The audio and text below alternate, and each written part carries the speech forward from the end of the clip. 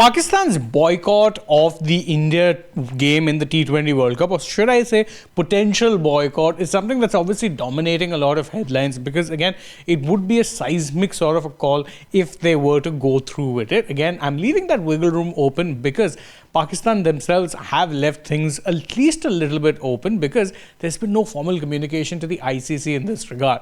And one of the reasons they're doing this is to show some form of solidarity to Bangladesh, who in their opinion were unceremoniously chucked out of the World Cup when they refused to play their matches in India. But now it seems like there are reservations even in the Bangladesh cricket ecosystem over Pakistan's move, and the reason is very simple: money.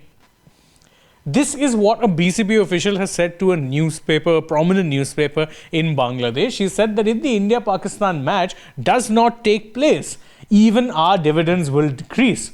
We did not want such losses.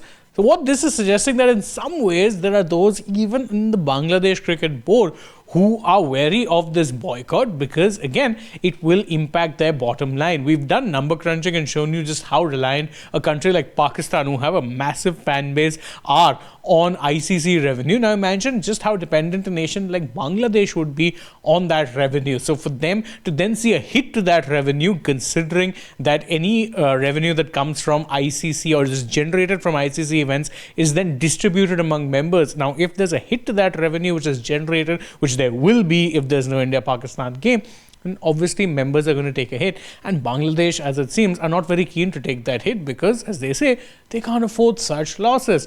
However, they've also given a little bit of a reasoning, and this is in a report in another newspaper where an official, again unnamed, is trying to give some sort of a rationale as to why it is Pakistan would be going forward with this in the first place. They said that, look, Pakistan wanted to send a strong message to Indian cricket.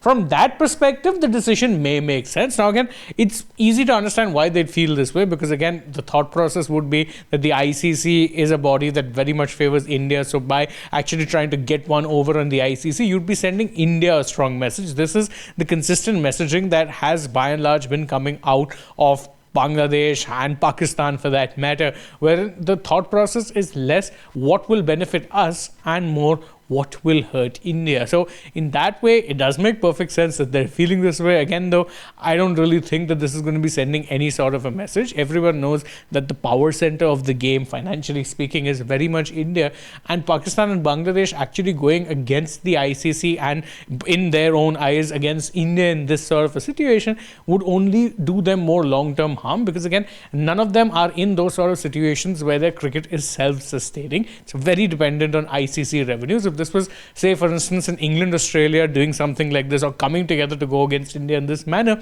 there would still be a case to be made because, again, their cricket domestically generates a lot of revenue.